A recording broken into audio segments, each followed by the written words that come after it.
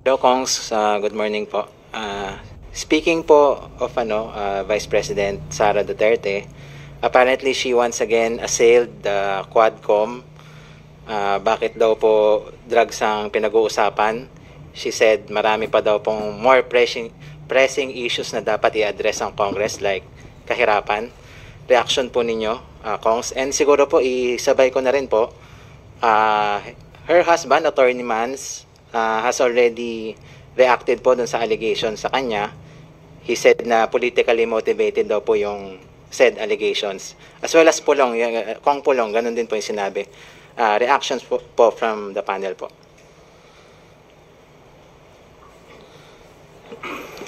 Well, again, no.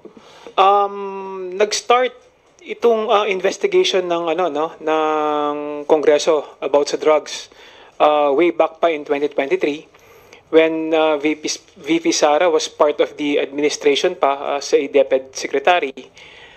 Isa nga ako so nag-file ng ng resolution para imbestigahan yung yung drugs na nakita sa Mexico, Pampanga at lumabas sa SBMA. At yung investigation na to, we follow the evidence, no? We follow the process. Wala namang kaming gustong tamaan o tirahin, no? Kaya lang kasi hindi naman natin po pwedeng hindi natin pwedeng ipagsawalang bahala porket ngayon lumalabas na kamag-anak ni VP Sara, kapatid niya at asawa niya ang nai-implicate sa usapin tungkol sa droga. So mas maganda harapin na lang ng kanyang kapatid kasama namin sa Kongreso. Madali namang humarap sa Quadcom Committee si Congressman Pulong, part siya ng Kongreso, madali siyang pumunta sa hearing at i-defend yung kanyang sarili. At pati rin naman si Attorney Mans, yung asawa ni VP Sara, pwede ring humarap, no, para linisin yung kanilang mga sarili. Hindi naman ibig sabihin na porket asawa at kapatid ni VP Sara yung mga nai-implicate dito sa investigation, itatahimik na lang ang Kongreso. Mali naman yata yun. So itong investigation na to walang tinitignan, walang sinisino, basta kung sino yung lumabas at na-implicate dito, talagang titignan, bubusisiin at iimbestigahan ng Kongreso. At sana maintindihan din ni VP Sara, no, wala itinatago. Wala naman siguro silang, hindi naman siguro dapat sila matakot na humarap sa Kongreso. Siguro pa a few comments on this. Yung issues po, yung mga usapin patungkol dito sa tinatalakay po ng Quadcom ay napakamahalagang mga usapin. Yung mga social ills ng POGO na tinatawag po natin.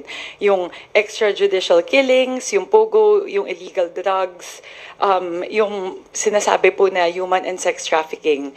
Napakalaki po yon na dagok sa ating lipunan na kailangan din po nating i-tackle. Bukod po doon, hindi po politically motivated to kasi ang talagang tinitignan po ng Quadcom ay ano po yung punot dulo? Sino po yung mga talagang gumagalaw? Sino po yung mga mastermind sa likod ng bilyong-bilyong piso na droga na umiikot po sa ating lipunan? Very pressing po to kasi isipin na lang po natin itong bilyong-bilyong piso ng droga na umiikot, ilang buhay po ng mga Pilipino ang masisira dahil po sa drogang ito. Kaya yun po, these are very pressing social issues that we are trying to tackle in the Quadcom. We don't dismiss that, of course, very pressing issues yung pag-address natin sa kahirapan, the poverty rate. We're working along, we are trying to work on these side by side, as evidenced as well by the decrease in the poverty rate, the latest being like a 3%, more or less 3% reduction in the poverty rate. Nag-decrease po from 18.1% to 15.5% yung poverty rate. So, ang katumbas po doon, 2.45 million na mga Pilipino ang naiangat natin sa kahirapan. So, hindi naman po dahil meron tayong mga hearings ng Quadcom, hindi na natin tinututukan itong mga ibang issues na to. Pero ang sinasabi po namin, kaya nating tignan yung usapin sa kahirapan, pero kayang-kaya din natin at kailangan din po nating tutukan itong ibang mga social ills na dulot po ng POGO, ng EJK, ng mga human and sex trafficking po na nandito sa ating bansa. Reaction lang po doon sa comment po ni Attorney Man Scarpio. Doon po sa, nung patapos na yung aming hearing noong Biyernes sa Quadcom, meron po kaming listahan ng mga personalidad na gusto pong imbitahan ng Quadcom. Kasama po doon si Attorney Man Scarpio, kasama po doon si Congressman Pulong Duterte, in addition to other personalities mentioned by our witness, Jimmy Guban. So, siguro yun po yung gusto ko siguro na i-reiterate na call na binibigyan po natin ng tamang forum, binibigyan po natin ng pagkakataon. Ito pong mga na-implicate doon po sa affidavit, doon sa salaysay ni Mr. Jimmy Guban. Binibigyan po namin sila ng pagkakataon na i-clear yung pangalan nila sa Quadcom kung ganun nga yung patutunguhan. As Kong Jay said, we follow the evidence. So kung hindi po sila guilty, kung meron po silang nais na linawin sa Quadcom, ito na po yung pagkakataon na humarap sila at linawin po yung mga paratang sa kanila. Panghuli po, doon po sa this is politically motivated. It's the easiest way out po kasi. It's just easy to dismiss allegations saying na all of those attacks, all of those investigations are politically motivated. But they're not. And I think in all of the hearings, nakita po natin na may mga ebidensya. Meron na pong mga salaysay, mga under oath na mga salaysay na medyo nagkakaroon na po tayo ng direksyon patungkol po doon sa sino yung mga personalidad na kailangan natin tignan. So, this is not politically motivated. This is fueled by the need to really address the prevalent drug syndicates in the country, the prevalence of drugs in the country. So, yun na po yung aking mga sagot sa comment na yun. Maraming salamat po. Kung maalala natin, no, nagsimula yung Quadcom, magkakahiwalay na mga investigation, iba't ibang komite. Hindi po isa. Pero in the course of the investigation, separate investigations, napag-alaman natin na may mga pangalan na paulit-ulit at may mga pangyayaring magkakaugnay. So, kaya nga naisipan ng pamunuan ng magbabang kapulungan na bakit hindi nalang natin pagsabayin yung discussion, yung investigation sa isang Quadcom para doon mapatawag lahat ng kailangan ipatawag, matignan lahat ng mga pangyayari at matignan din natin yung pagkakaugnay. Kasi unlike before, kung pag-iisipin natin na ang yung drugs na nangyayari sa barangay, apparently we have a bigger phenomenon pala, di ba? Nakikita natin na hindi lang pala yung drugs na umiikot sa mga barangay ang meron tayo, may problema pala. It appears to be na merong malaking organisasyon and mostly composed of foreigners pa na is exploiting yung kahinaan natin dito sa ating bansa. And exploiting in the end pati yung mga kababayan natin, lalo na yung mahihirap. Kaya ang tanong ko dun sa comment ni VP Sara, hindi ba dapat issue yon na talakayin ng Kongreso? Kung yan ang nangyayari, hindi ba dapat trabaho ng Kongreso na alamin para kung anong mga pulisiya ang kailangan nating pagtibayin o kung anong katotohanan ang kailangan natin maipapakita at ma-prove natin na ito ang karapat-dapat na aksyon na gawin ng gobyerno, lalo na ng administrasyon. Well, the present administration, you have to take note, has already recovered more than 44 billion in drugs, no? But without a single life loss, diba? Walang extrajudicial killing na na-report. So, importanteng alamin natin yan, lalo na kasi nga po may mga allegation noong nakaraang administrasyon, mayroong mga pangyayaring katulad nito. At nararapat, and I think Congress is in, lalo na yung House, is within our full responsibility to review this kasi hindi natin pwedeng hayaan to. Lalo-lalo ng panahon ng EKJ na ang namamatay lang naman yung may hirap, 'di ba? Wala naman tayong narinig na mayaman na nasa drugs, na pusher, na namatay o nakulong. Ang lahat may hirap po. So I think it's just the way it should be for the House. Sa comment naman na this is politically motivated, I think that's the most convenient excuse eh. Siguro palagi yung uulitin, pero ako isa na lang ang sasabihin ko. Nung war on drugs ng dating administrasyon, palagi nilang sinasabi na kung wala ka namang tinatago, bakit ba matatakot? Eh, babalik ko lang sa kanila. Kung wala silang itinatago, ba't sila matatakot humarap sa Kongreso? Let me just also say something. Yung Quadcom, honestly, as a member of Committee on Human Rights and Dangerous Drugs, di ko talaga maintindihan yung purpose ng Quadcom. But our chair Ace Barbers, explained that this seems like there's a big orchestrated actions that made POGOs, which was originally had good intentions to generate revenues for our country, into this cesspool of crime, syndication, money laundering, drugs, and so forth. So naintindihan ko na yung purpose ng Quadcom. When it comes to POGO, I think it's very important for Congress to look at not only successes but also errors when it comes to government service. We need to know, where did the institutional safeguards fail? I think that's the number one purpose of the Quadcom, under the marching orders of our Speaker, so that this will never happen again. The only reason we steered away from POGOs is because we have a very good leader in our President Bongbong Marcos, when he had made the SONA statement, stop the POGOs, enough is enough. The money is not worth it in comparison to the societal ills that we are experiencing. That should have never reached this point. We should have our own institutional safeguards. So I think that's the first objective of Quadcom. Secondly, there are other issues that come out. I don't know yet if there will be a connection of this importation of smuggling of drugs to POGOs, no? But that's a big issue.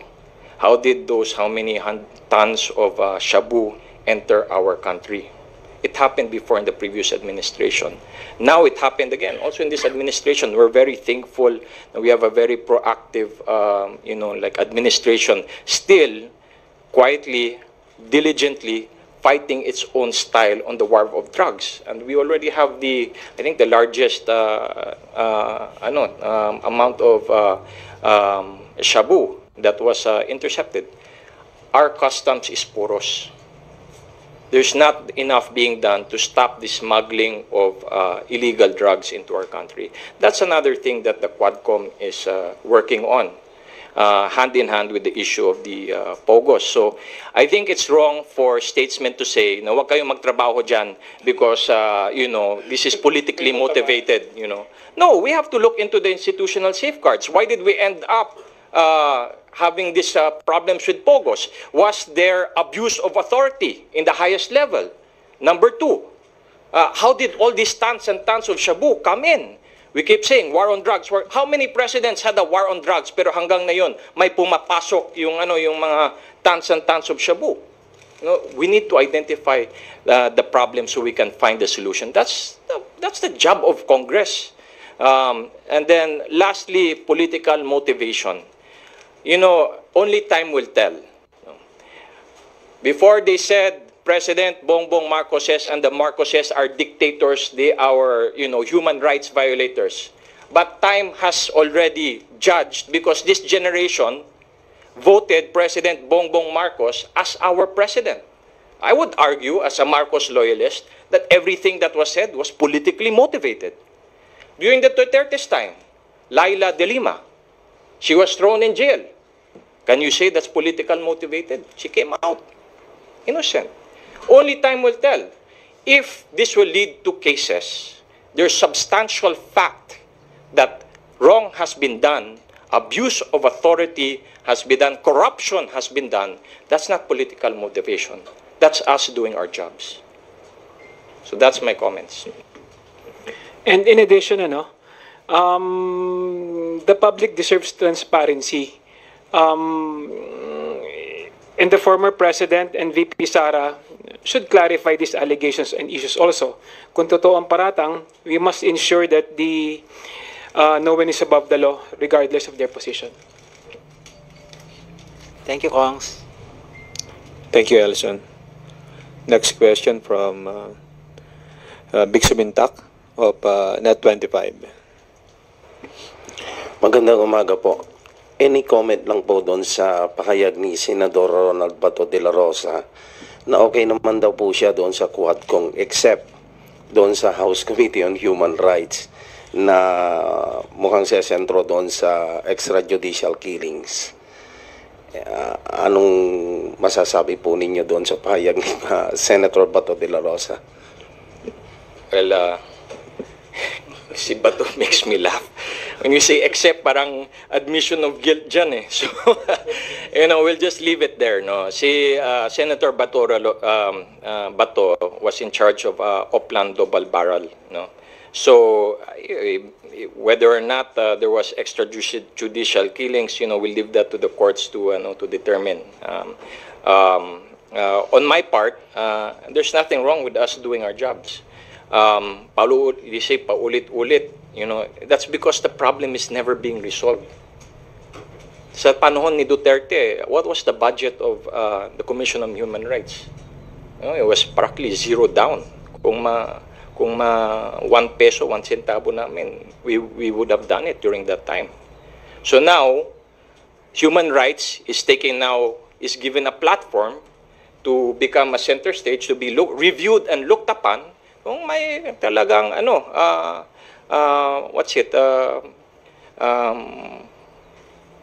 violations, because they were not given the proper budget in the previous administration, and that's a fact. We all know that. That's a fact that the CHR has been slashed of their budget in the previous Congresses. So now we have champions like Chairman Benny that is reviewing human rights violations, and with the budget of Congress being utilized, determining whether or not there's substantial fact na may EJK sa Pilipinas during the previous years. And we will leave it to the courts and to the people to decide whether or not Oplan Double Barrel played a hand in that. Siguro po, bilang tugon lang po kay Senator Bato de la Rosa, hindi po kasi natin pwedeng tanggalin yung usapin ng EJK dahil napaka-central nito sa usapan. Kasi po dati, pag tinitignan natin yung usapin, paano pinag-uusapan yung usapin ng drug war laging ang focus ay yung mga namatay, gaano siya ka-gory, gaano siya ka-bloody, pero wala pong tayo nakukuha na sagot patungkol sa ano ba yung sistema, ano ba yung polisiya ng PNP noong mga panahon na yon. At bilang PNP chief, si Senator Bato yung pinakamakakasagot nun. Kasi ang daming mga nakakabahalang mga lumilitaw po ngayon na merong allegedly, merong quota system, merong incentive system sa lahat ng ranggo ng PNP. So, hindi po natin talaga pwedeng tanggalin yung usapin ng EJK dito sa Quadcom. Kaya napakahalaga po ng usapan na ito at sabi nga po ni Kong Khalid, paulit-ulit yung aming, hindi siya paulit-ulit in terms of paulit-ulit lang yung pinag-uusapan, pero kailangan nating paulit-ulit na tanungin yung mga mahahalagang tanong dahil hindi tayo nasasagot. Kailangan po nating palalimin yung usapin patungkol po dito. Kaya bilang tugon po kay Senator Bato, yun po, mahalaga pong usapin itong EJK at siguro uulitin ko po yung panawagan. Ilang beses na din po na hinihikayat ng Quadcom na humarap si Senator Bato mula pa nung individual hearings pa lang na iba-ibang mga komite. Kaya sana po ay paunlakan niya yung imbitasyon po ng mga komite ng Kongreso at ng Quadcom para po sagutin yung mga tanong. Lalong-lalo na po tungkol sa mga polisiya ng PNP noong panahon po na siya yung PNP chief. Maraming salamat po. kung pakikinggan natin yung mga hearings no sa drugs at sa human rights na mga komite, makikita natin na based sa mga testimonya ng mga na hinarap doon, ng mga witnesses, resource person na hinarap sa komite, coordinated ang ginagawa. May mga aligasyon ng quota system. Hindi ito yung inosenteng nanlaban lang. Di ba? Nakita natin na talagang may pattern of impunity na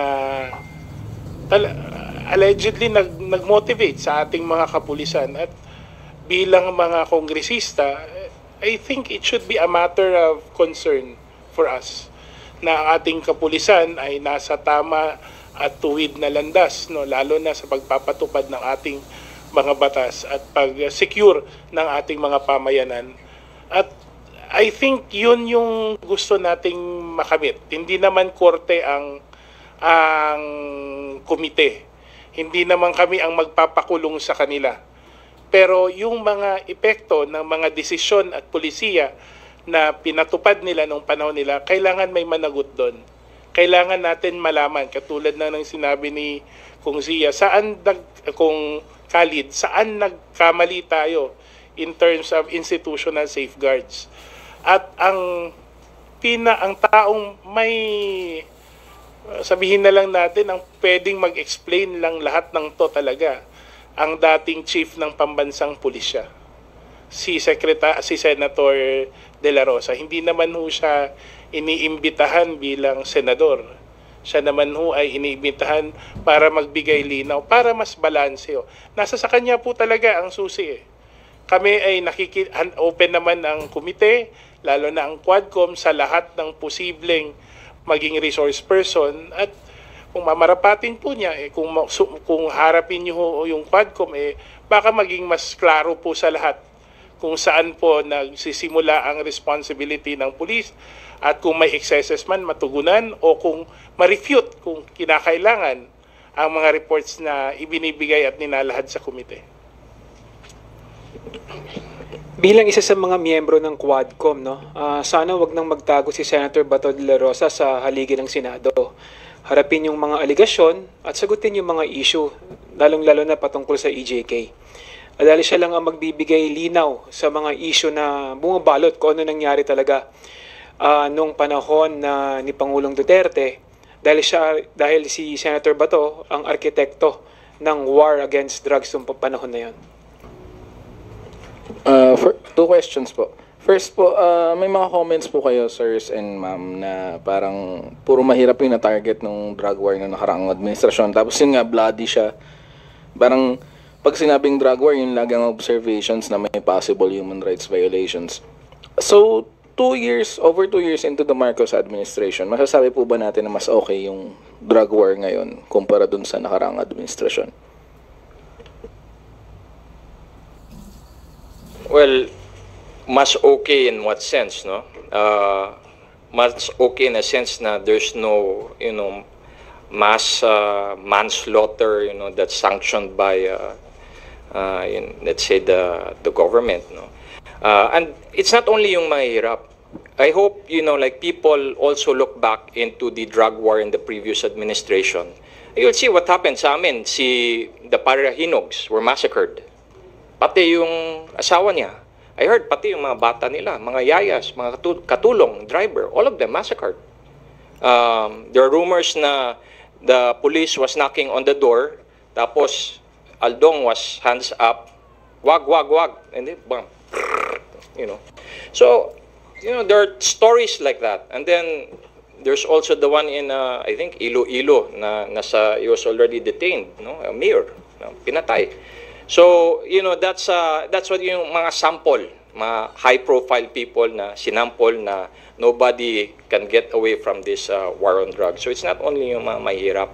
So, if you ask me if there's a comparison between the two, the two administrations' take on its war on drugs, this administration is by the book, by the process. That's good. We have to believe in our justice system. Yes. I think that's the message of our president and this current administration. Yeah. We cannot, deal with criminality by becoming criminals ourselves. Tama. I think that's the message of our president. So, do I prefer this? Yes, because at least you know what the right and wrong is. You know, we can spare innocent lives from being killed just for actually propaganda. Oh, may ginawa kami. May pinatay namin kami na mga drug lords, or if you this is how serious we are when it comes to the war on drugs. We will slaughter everybody in the household. Mga ganyan, no? Yeah, so those are statements that are being made, and yes, it scared a lot of us. So wag na tayo mag-drugs, no? So you know, everybody has their own style. I prefer this one. It's very clear. Government has protocols, has standards to follow. We have our justice system. You know, that's the way the drug war should be fought. Tama. See guys, much better ang war on drugs ni Pangulong Quick Marcos comment lang Jr. po on this. I think we should look at the accomplishments in terms of how much shabu or drugs were seized under each of the two administrations. I have the figure for the Marcos administration. So since the Marcos administration started, over 44 billion of illegal drugs have been seized. Wow. And that was accomplished through bloodless means. So siguro yun po yung titignan natin. I would say mas okay siya in that sense kasi una, tulad ng sinabi ni Kong Jude kanina, na-seize natin yung 44 billion in illegal drugs without having to shed blood. So yun po, in that sense, I would say mas okay yung sa kasalukuyang administrasyon po. Yeah. Magaling ang Pangulo eh. Ganyan Hindi lang dapat. siguro mas okay ang style ni Presidente Bongbong Marcos. Ito talaga ang tamang style siguro. Tama. I don't think it's justifiable ever to exterminate someone. Diba? Just because you'd want, sabi nga ni Kong Zia, hindi pwedeng those who uphold the law will break the law at the same time. No? There is no point in that. In fact, maganda yung sinabi ni Presidente nung sona niya, extermination was never part of the plan. Yes. So I think that should be the way a war against drugs should be fought. That is the way we should address the drug problem in the country. I don't think na yung fear, yung atmosphere ng fear, yung chilling effect ng nung nakaraang administrasyon, ng war on drugs ng nakaraang administrasyon resulted in long-term effects. In the end, nagkuan lang yun, nag-underground lang lahat. But in terms of applying the law, hindi naman pwede nating i-apply yung batas by breaking it, di ba? Yung yurakan natin din yung karapatan ng ating mga kababayan. Tama. See guys? Ganyan dapat. Second question po, pardon me for asking this po. Kasi ang palaging napapansin po ng mga tao, netizens online, bakit daw kasi ngayon lang inimbestigahan yung drug war? Merong mga investigations dati, pero I think sa House of Representatives, hindi pa siya naiimbestigahan. I mean, sir, recently, like, bakit ngayong administrasyon lang na ito? Kasi ang sinasabi nila, hindi naman daw bago yung mga detalye. Like, meron ng mga ebidensya or meron ng detalye na magsasabi na may rights violations noong, kahit pa nung ini-implement pa yung drug war mismo, pero parang hindi umangal yung mga kongresista, hindi raw nagsalita yung mga tao, except for the opposition during that time. Si Chair Abante po sabi niya, hindi pa raw kasi siya chair ng Human Rights Committee noon, pero sa inyo po, sirs and ma'am. Hindi rin kami congressman no nakaraang administrasyon eh. So hindi rin namin masasabi kung bakit hindi sila nag-decide to do an investigation. Pero this thing is clear. We have a leadership both in the House and in the country, yung presidente natin who leads by example. Nakita natin kung paano siya ginagalang yung batas, paano siya acts as a statesman, paano niya pinapangunahan ng ating gobyerno in a manner na consistent sa saligang batas, sa mga karapatan ng ating mga mamamayan. Things that were blurred or wanting in the previous administration. Paano mo naman kukontrahin ang isang bagay na opisyal, paulit-ulit sinasabi ng pinakataas na leader ng ating bansa noong nakaraang administrasyon, paano naman natin kokontrahin ang isang pinakita na stated policy ng nakaraang administrasyon? Siguro ito yung mga pangamba, ito yung mga naghinder sa mga naunang kongreso na hindi i-review, hindi silipin itong situation ng AJK. And we're happy and we're somewhat confident na with this leadership kay Presidente BBM at kay Speaker Martin na ito yung saktong panahon na silipin natin, tignan natin, lalong-lalo na may administrasyon, may gobyerno tayong hindi lang pinapatupad pero ginagalang ang batas. Yes, that is PBBM. And let me also add na baka yung mga netizens don't understand the way Congress works, no? All of us have the right to file bills, resolutions, investigations. Pero whether or not it will be heard depends upon the leadership. So in the previous Congresses, which I was part of, we follow our leader, no? Ganyan talaga. And we really have to appreciate the leadership of Speaker Martin Romualdez. You cannot say na nobody worked about this, bringing attention to the war on drugs and its effects on especially yung mga mahirap, because Makabayan Black was fighting for it.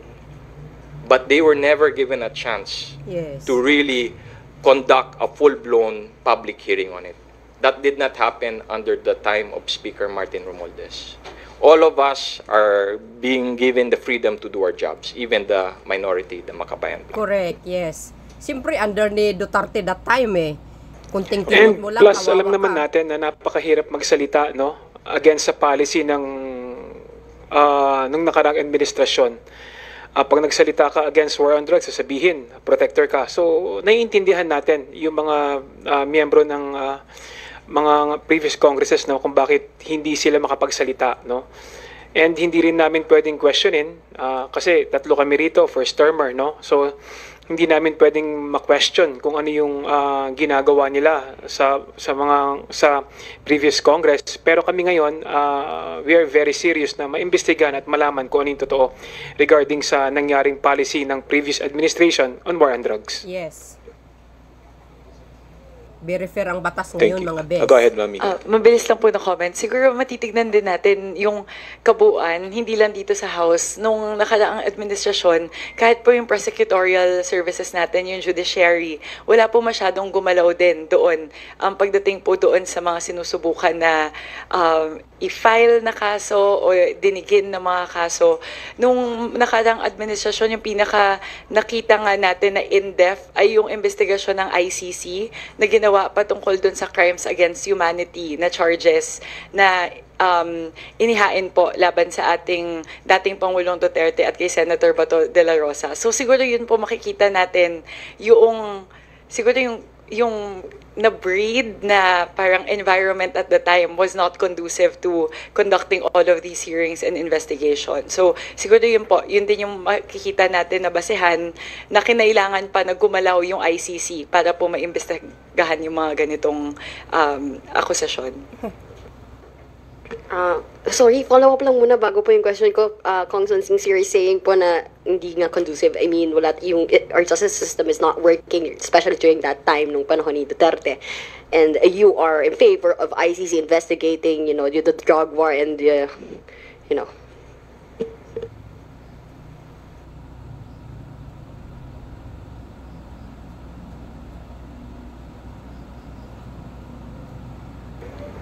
Siguro po kasi tinitignan natin sa kasalukuyan yung pagdating doon sa ICC, yung abilidad nila na gumalaw dito sa Pilipinas. But that's always a channel na we can utilize. 1 second lang po.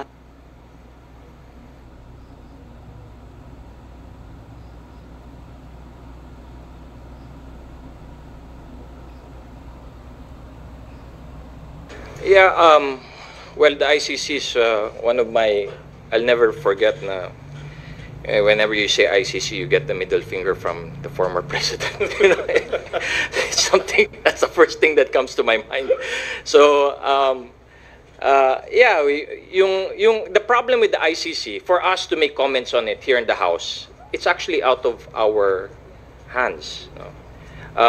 What's under our control is whether or not the justice system is working, whether or not the DOJ is really serious in defending the human rights of Filipino citizens. But what's under the control of the House is to ask questions. And we did ask the question about to the DFA, and the DFA, if I remember correctly, did not acknowledge that we are part of the ICC. So there should not be a disconnect between the movement of the us in Congress and the executive. Ideally, we are synchronized. But if you ask most of us here, we're in favor of the truth. So if the ICC, as an independent body, a non-biased body, can look into what happened during the war on drugs, during the time of the Duterte administration, and make a case or a decision whether or not there was human rights violations there, I think that will be welcomed by not only Congress but also the Filipino people. Konting dagdag lang. The ICC, of course, as mentioned by Kong Khalid, is definitely within the purview of the executive, whether to remain or not. That's something that has to be consistent with the overarching foreign policy of the government, because yan po ay hindi po ma-isolate sa mga kapangyarihan ng ekutibo. Pero ito lang, we cannot also close our mind to the fact that there might be evidence, there might be some truth, or the totality of it may be true, sa investigation ng ICC, na magandang silipin din natin, tignan din natin. Kasi sa totoo lang, kung katotohanan naman ang gusto nating maabot, hindi naman pwedeng magpahinder tayo o na mere technicality. Hindi natin sinasabi na kailangan may jurisdiction dito ang ICC, hindi natin pinapangunahan ang ating presidente. Wasn't many times naging klaro na sa kanyang posisyon ang the ICC.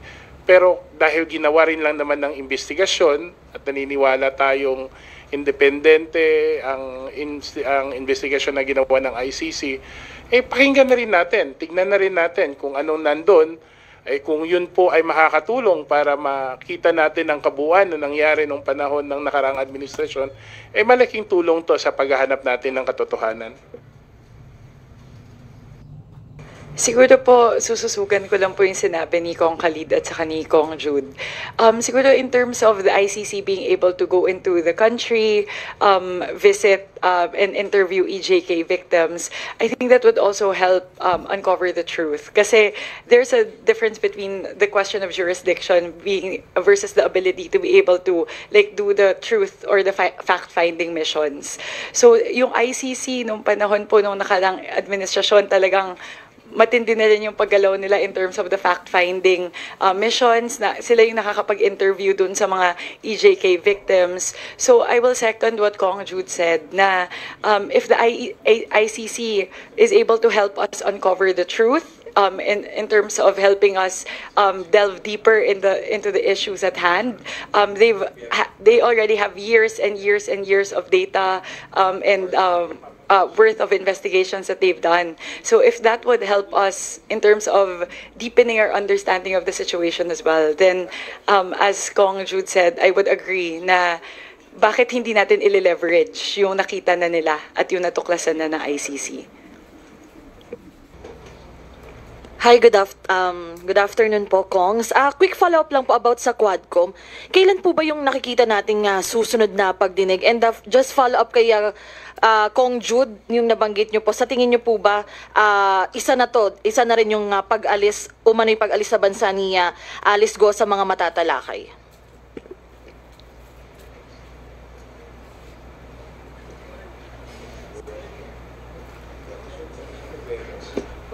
Oh.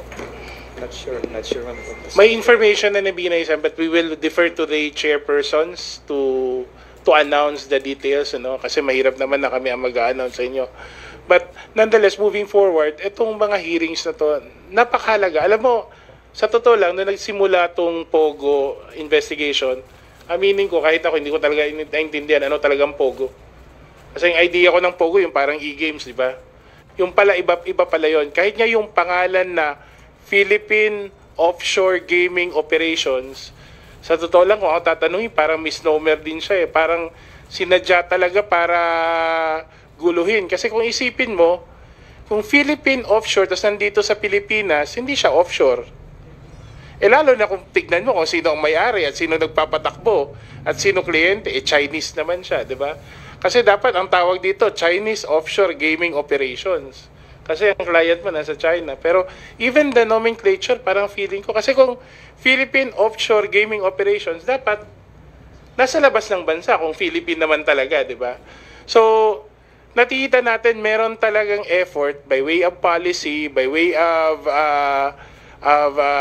regulation, even by way of influence, na although sinasabi nila na ang intent talaga is magkaroon ng mas malaking revenue, eh, naging vulnerable patuloy tayo, naging pugad pa siguro tayo ng mga transnational crimes involving na ang lumabas pa, kung isipin nyo, parang kinawawa pa ang gobyerno, kinawawa pa ang Pilipino. Di ba hindi natin alam sa loob mismo ng ating bansa, eh may mga bagay na nangyayari katulad ng torture, ng prostitution, ng trafficking na wala tayo halos alam o wala tayong nagagawa, di ba? At sadly, kung susundin natin yung investigasyon, eh, minsan may participation pa ng ilang Pilipino. So, talagang kailangan natin abangan pa at hopefully, no, I'm looking forward to the next hearing kasi may mga tanong ako eh. Sa hearing kasi ng Quadcom, mas nakikinig yung nakaramihan kaysa sa nagtatanong, no? At yung nakikita namin at napag-aalaman namin, mas nabibigyan linaw as we move through the investigation, lalong-lalo na kasi dati you have to attend all for it to have a complete picture of what's really happening. Now, andun na lahat. Andun na yung mga resource person. So, madali nang pagdugtong-dugtungin kung kinakailangan yung mga pangyayari, paano related ang apat na to, itong Pogo, itong drugs, itong extrajudicial killings, at makita talaga natin ang katotohanan. So, ano talagang nangyari at sino talaga ang dapat managot dito. Which leads me to this question of mine. This is my last question already. Kasi sinabi po sa isang column po ng aming columnist na si Ms. Malutikia na bakit pinapakinggan yung isang convict, which is Jimmy Guban, na kasi nga who served time in jail and was brought to the committee only to testify on what he has told him. Parang ang sabi nga ni Jimmy Guban is I was told. Is it a hearsay or rehearsed testimony? And bakit hindi raw po binibigyan ng hearing si Cathy Binag, yung nagsasabi na nagko-cocaine daw po si BBM? What's your reaction po doon? Bakit hindi? Di ba? May kaalaman si Mr. Guban. Mayroon siyang information. We're not saying we're taking that face value, but the man has a story that he needs to be told, and we're thankful that he is brave enough to share his side of the story. Eh sana ganun din katapang yung ibang pinangalanan. Sabi nga nila, nung panahon nila, eh kung wala ka namang itinatago, bakit ka matatakot? Diba? You know, Congress will always be open to all the resource persons for us to have a better and a complete picture of what's really happening. Hindi naman namin sinasabing hindi sila naimbitahan. Naimbitahan naman sila. Binigyan sila ng panahon para makapaglahad ng kanilang nalalaman tungkol sa mga isyong to. Yet they refuse to come. And Congress, as I said, as we've been repeating, cannot be faulted for doing our job. Pero yung allegation na bakit hindi raw pinapatawag yung sinasabing whistleblower daw na nagko-cocaine daw si BBM, si Cathy Binag. Paulit-ulit ka. This is what our columnist said. Siguro kung merong investigasyon, no? Wala, yung investigasyon natin nakafocus dito. Ito ang problema ng mga hindi sumasang-ayon sa ginagawa namin. Ang ginagawa nila, ikukumpara nila palagi sa iba. They'll try to deflect the issue. Tama. You know, Congress cannot be kami especially cannot be confused. Klarado sa atin kung anong gusto nating makamit. Yung ginagawa nila, parang klarado din sa amin kung anong gusto nilang ma-achieve. Diba? We cannot be a party to that. Ito ay isang investigasyon, may prosesong sinunod, merong mga ebidensyang nilahad, at hinarap sa tamang forum. Diba? Hindi naman naunang nag-press con si Mr. Guban before siya nag-appear sa House. Doon naman siya naglahad sa komite. Tama. So, ang mahirap na talagang ginagawang deflection, no, sa ginagawa ng House para to reduce or to subtract credibility from what we're doing, but we're confident na nakikita ng tao kung ano at tama at ano ang dapat gawin. Yes. Yan kasi si I'll add to that. Binag-peke yan. Puro You know, hukus-hukus lang. one of the responsibilities of the chairman is to make sure that the committee, in this case the Quadcom, does not become a political public market. Tama. So may direction tayo. And the direction should be how to connect all of these different criminal activities to the POGOs. Ngayon, pumasok na itong shipment ng drugs, no? So, that's the role of the chairman. Now, you're going to switch up to something else, for example, cocaine, etc., etc. That's up to the chairman to decide. What's the pressing issue? The pressing issue here in the Philippines is the flooding of shabu. I don't know how serious cocaine is. Pero kami sa Lanao del Norte, we see a lot of shabu. That's the complaint of the mayors. Pero di naman cocaine. So that would be my answer to that. If I was the chairman of the Quadcom, why am I not dealing with issues regarding to cocaine? Because the social problem that we have to address is how do we stop the influx of shabu in our communities? How do we fight the war on drugs by stopping the supply of shabu? Now it comes through the Bureau of Customs, and now they're going to deal with that. Secondly, yung mga hearsay that you said, yeah, I agree with you. Is he a credible witness? That's for the chairman to decide. In the end of the day, the purpose of the Quadcom is to come up with a committee report. You know, it's not a sentence; it's a committee report. So it's up to all of those involved to clear their names for the committee report. Now, if they're found guilty, well, there are other venues to prove your innocence. So that's what I would hopefully get out there, you know, with your help, our friends in the media. What exactly is the purpose of the Quadcom? In the end of the day, the Quadcom chair will come up with a committee report that can be used to either the courts of law or for other purposes, maybe legislation, so that we can move forward and solve all of these problems that we're facing. One of them is POGOs. How did it get to this level? The influx of the Bureau of Customs, and how do you stop people in power, for example, from intervening and saying, I think that's a very valid question. May tawag na pasukin mo naman yung container van na yan. How do you stop that? How do you stop? What type of legislation do we need? What type of safeguards do you need to stop that? Especially if it's from, let's say, those well connected to Malacanang.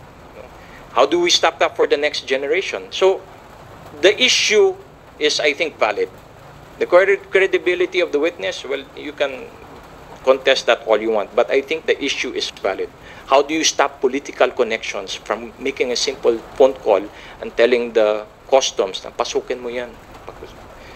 So that's, I hope the Quadcom will come up with a very good committee report and give the Filipino people concrete solutions. Inisnab yung tanong. I think, I will quote Chairman Ace Barbers on this in my response. So, si Chair Ace mismo ang nagsabi na Guban's testimony is not yet gospel truth and still needs validation. So, we listened to him. We looked at his affidavit, his testimony in the Quadcom.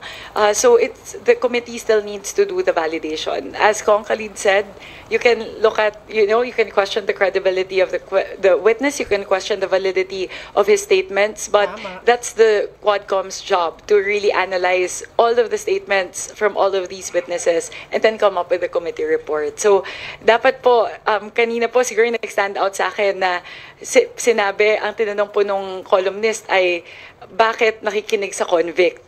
Just because convicted siya doesn't mean dapat po bigyan pa rin natin ng pagkakataon na magsalita siya sa Quadcom, ibahagi niya po yung kanyang kaalaman, tapos trabaho na po ng Quadcom na tignan kung valid po o hindi yung kanyang sinasabi. The committee follows the process. The committee follows the evidence. So, more exciting hearings ahead.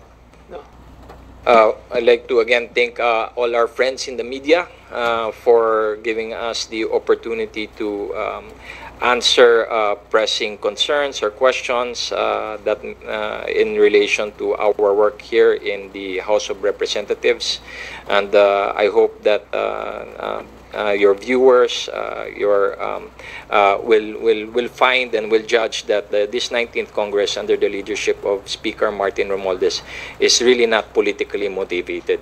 We want to deliver something for the Filipino people, a legacy of good governance, a legacy of public service, and for those that are in our last term like me, we want to at least feel like we've done something for our country. So again, you play a big role in that. Thank you so much for your help and your work. Assalamualaikum warahmatullahi wabarakatuh. So you guys, narinig nyo yung kanilang press conference? Isa lang po ang masasabi ko dito, no? Pag ang isang pangulo kasi, maganda ang pamumuno, no? Maganda yung kanyang policy. Siyempre yung mga congressman, yung congress talagang sumasang-ayon at fully support talaga ang mga yan. So dahil nakikita nila ngayon, yung pamumuno ni Pangulong Marcos Jr. ay talagang napakaganda. Kung ikumpara mo naman, yung sinabi ng mga sulons, yung war on drugs ni Duterte at saka kay Pangulong Marcos Jr., siyempre, very obviously naman guys, na napakaganda ang policy pagdating sa war on drugs ng ating gobyerno ngayon. 'Di ba? Sabi nga ng Pangulo, hulihin mo sila without any yung kitilin mo ang buhay nila. Actually, ang daming nakulong ngayon. Nadagdagan ng mga kulungan sa mga bilibid, mga bes. Yun ang maganda, at least yung mga taong nahuhuli, ika nga, may pagkakataon pa naman talaga sila magbago sa kanilang buhay. Naaayon sa kanilang mga sentensya, 20 years, 30 years, magbabago for sure, no? So, yun guys, ang aking pinaka-latest updates video. At napakaganda itong press conference nila, no? See you again on my next upload video. Bye, bye, bye! And babush! God bless Philippines! Basta Marcos Mamuno, the best yan.